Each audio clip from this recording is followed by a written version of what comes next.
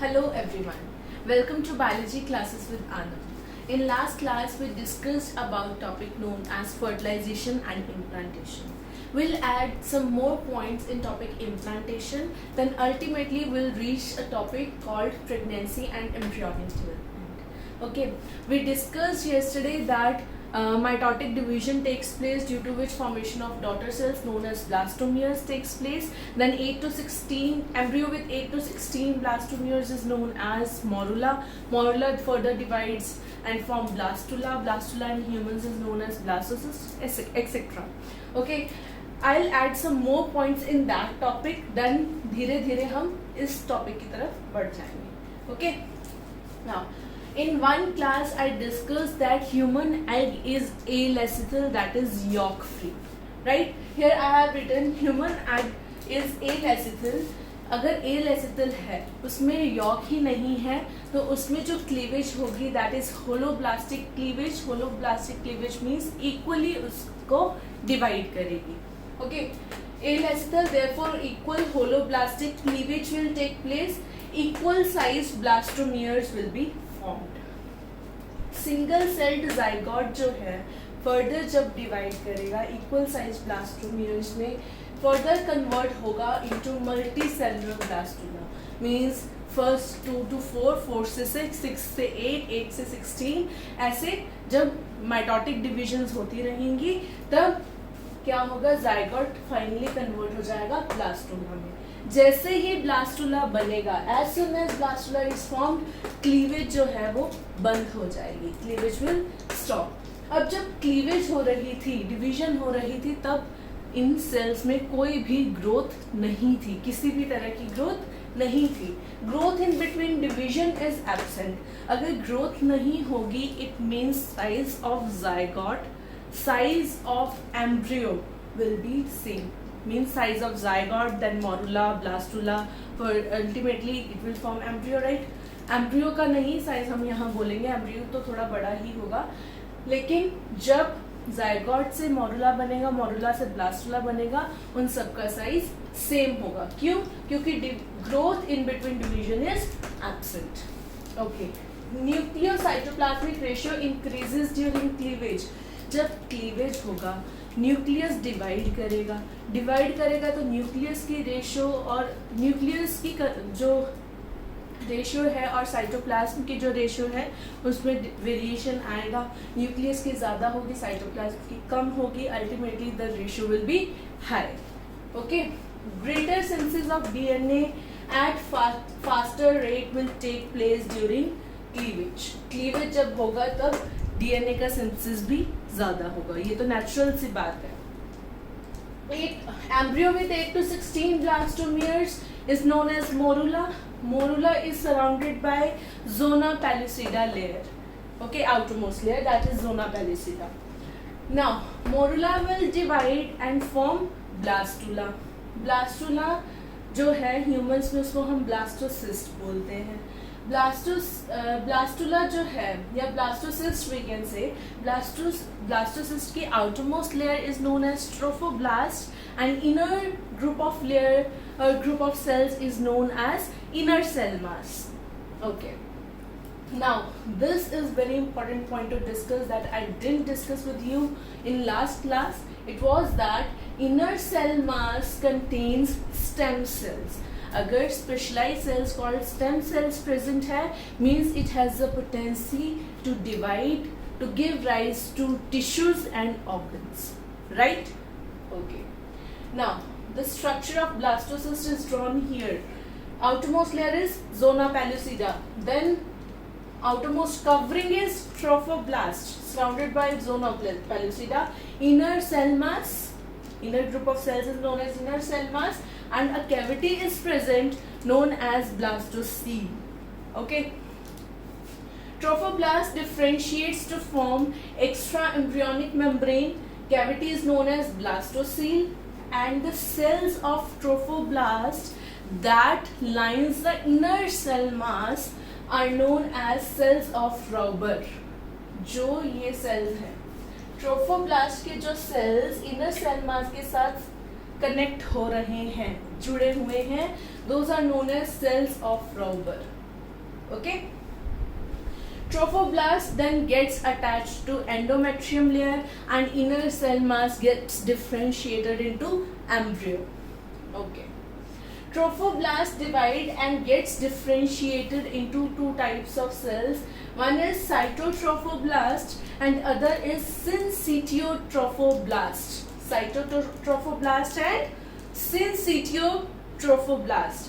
Syncytiotrophoblast is the one that is secreted, that is responsible for the secretion of HCG at the beginning. Now, what is HCG? HCG is an hormone that is involved during pregnancy and is very important to discuss, as I have written over here, the role of HCG. What HCG do? It maintains the corpus luteum. corpus luteum का maintain करेगा तो progesterone का level maintain रहेगा. Progesterone का secretion होगा, level maintain रहेगा तो endometrium layer जो है वो बनी रहेगी. इट मीन्स मेंस्ट्रुएशन नहीं होगा. Okay. Maintains endometrium layer, then it means no menses or no menstruation, and stimulate the secretion of mucus in cervix. It stimulates the secretion of mucus in cervix. Ultimately, it will form a protective plug during pregnancy. Okay, this was the topic I discussed yesterday. और इसमें एक और चीज़ थी, ये तो HCG का role था यहाँ पर जो हमने लिखा. उसके बाद क्या आएगा? Uterine sales divide. यूट्रस की जो सेल्स हैं वो डिवाइड करेंगी, कवर करेंगी ब्लास्टोसिस्ट को. Ultimately blastocyst will get embedded into endometrium layer. I told you in the last video, right? It gets embedded in endometrium. Now, ये जो ब्लास्टोसिस्ट एंडोमेट्रियम लेयर में embed हुआ है, ये कब होता है? ये होता है occurs after 7 days of fertilization. Means implantation will take place after 7 days of fertilization, and ultimately it is known as implantation, and it will lead to pregnancy. Okay, with implantation placenta formation starts. अब placenta का formation शुरू होगा. Placenta is the one responsible for the exchange of oxygen, nutrients, waste materials from mother to fetus and fetus to mother. Mother से fetus में क्या जाएगा? Nutrients जाएगा, oxygen जाएगी, और fetus से mother के पास क्या आएगा? Waste material. Okay, waste fluid. Now, inner cell mass gets differentiated into two types of cells. Smaller cuboidal cells called hypoblast and high columnar cells called epiblast. Like this I have shown. Smaller cuboidal cells are known as hypoblast. High columnar cells are known as epiblast. These will constitute the embryonic disc. Embryonic disc means further they will divide and get converted into ectoderm, mesoderm, endoderm, 3 germ layers. Further they will give rise to formation of tissues, organs, etc. Okay, this I will discuss as I will move forward from this topic to gastrulation right now. Okay, this was about implantation and further how it leads to pregnancy, and then how embryonic development will take place. Now we will discuss about gastrulation. Gastrulation. Transformation of blastula. The process of transformation of blastula to gastrula is known as gastrulation. In gastrula, 3 primary germ layers are formed. Germ layers are ectoderm, mesoderm, endoderm. That we'll discuss कि वो कैसे form होती है. Okay. First of all, we'll discuss that what are the events that will take place during gastrulation. Gastrulation के दौरान क्या क्या होगा? Blastocell replace हो जाएगी by gastrocell. I told you that there is a cavity called blastocell, right? Cavity called blastocell is present. Okay, that will get replaced by gastrocell, or you can say archenteron. जैसे कि मान लो ये trophoblast है, ये inner cell मास है, ये blastocoel है. तो गैस्ट्रुला जब फॉर्म होगा तब क्या होगा?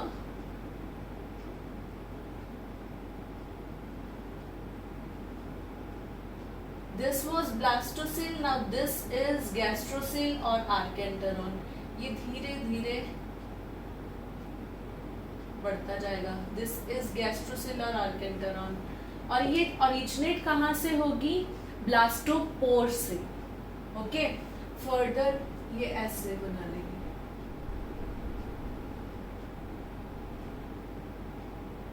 This is ectoderm, mesoderm, endoderm. Okay, एक रफ स्केच है।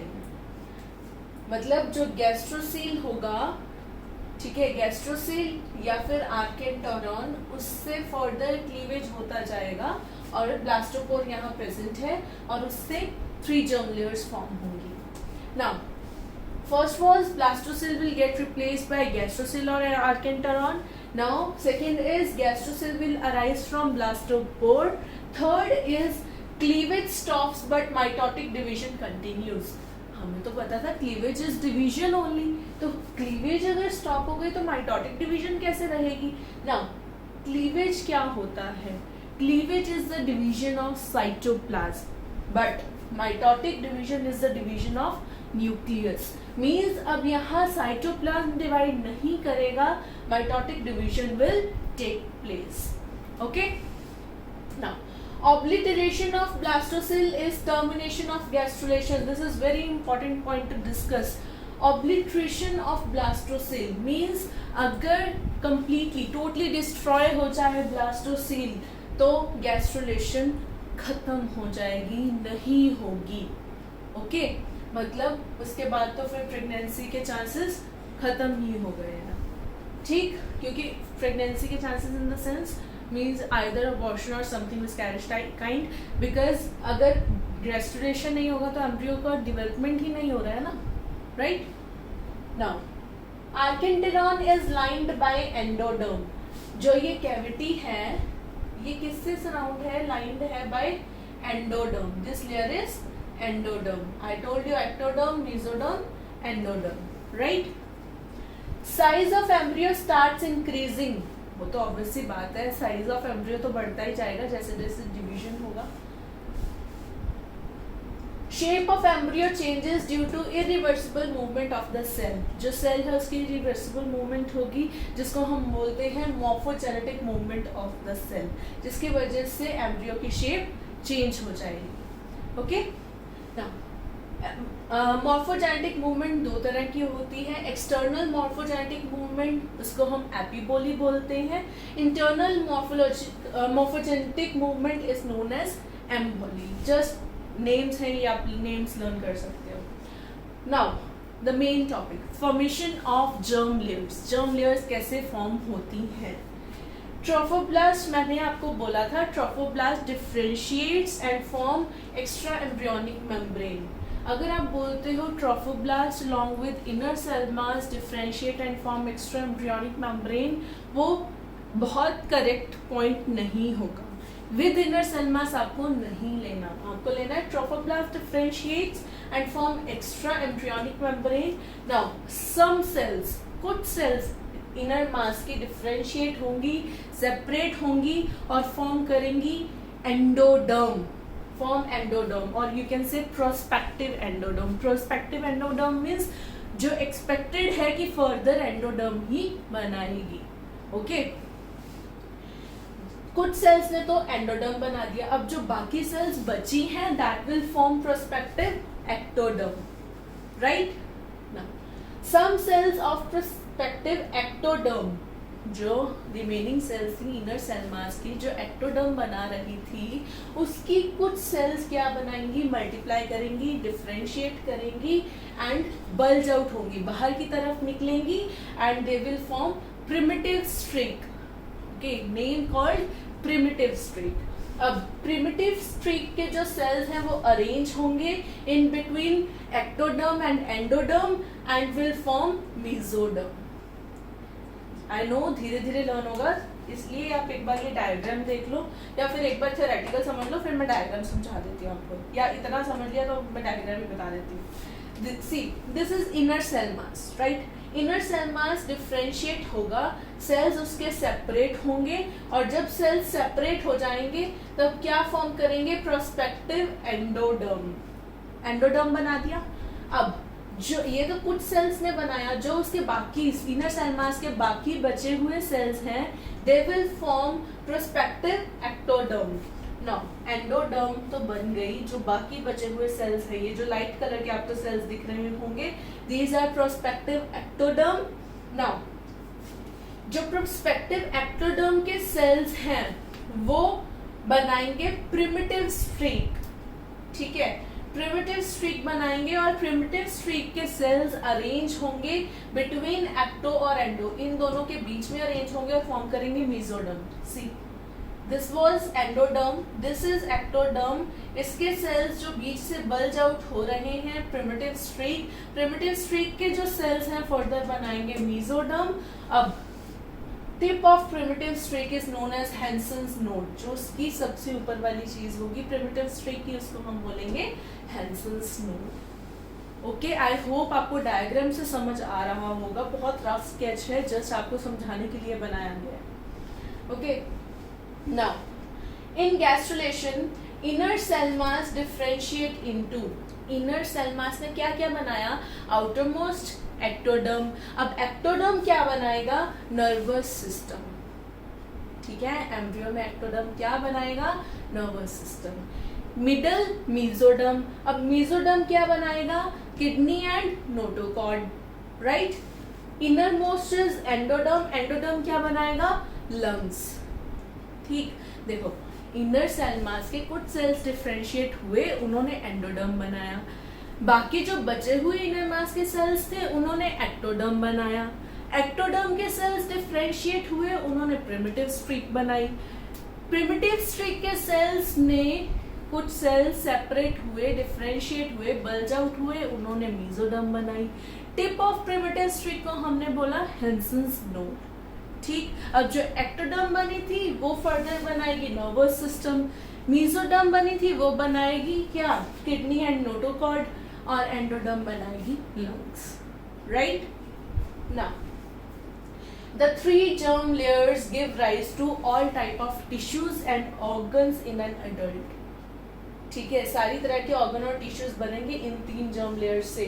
Gastrulation is followed by organogenesis, फिर ऑर्गन्स का फॉर्मेशन होगा, ठीक, बता ही दिया मैंने आपको, ये ऑर्गन्स ही तो हैं, kidney lungs.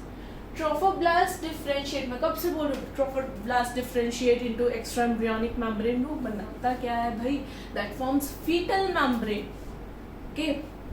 Trophoblast differentiates and form foetal membrane, foetal membrane की लेयर्स होती हैं, outermost is chorion, then comes amnion, और दो लेयर्स और होती हैं। मैं अब ह्यूमंस के केस की अगर बात ना करूँ तो that is allantois and yolk sac. I told you human egg is alecithal, means उसमें तो यॉर्क होता ही नहीं है, तो यॉर्क सैक होगा ही नहीं, right. Now chorion, it consists of finger-like projections called chorionic villi. Chorionic villi, finger-like projections that are surrounded by uterine tissue and maternal blood. Now, another layer is amnion. Amnion forms amniotic cavity, and fluid present in amniotic cavity is known as amniotic fluid. Okay, amniotic fluid करता क्या है? It absorbs the shock. Shock absorber है, prevent from drying, dry होने नहीं देता, and act as germicide, germicide means जो भी microbe आएगा उसको किल कर देगा। Now amnion never participate in placenta formation, this is the most important point we need to discuss.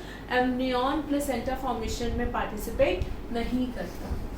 Another layer is allantois. Allantois humans के case में absent होती है, लेकिन और organisms देखें तो उनमें present है। कि कहाँ से arise होती है? Arise from the gut of embryo. Okay. Now, other is yolk sac. Yolk sac again is absent in humans, means non-functional in humans, and it also arises from gut of embryo. Okay. Now, about amniotic fluid, I need to tell you, when amniotic fluid comes out as white discharge, you can say, or watery, sorry, not white discharge, as watery discharge via vagina, then the doctors can forecast the pregnancy. जब वो discharge आने लगेगा, watery fluid आने लगेगा via vagina, that is amniotic fluid, तब doctors detect कर सकते हैं कि प्रेगनेंसी दैट डिलीवरी करनी है. Okay, so this was all about gastrulation. In today's class we discussed about pregnancy and embryonic development, लेकिन इसका कुछ part that is placenta region is still left and that we'll discuss in next class. Thank you so much for watching my videos. Do like, share and comment, and do tell me how the videos are, and in case of any query do let me know in the comment section below. Thank you so much.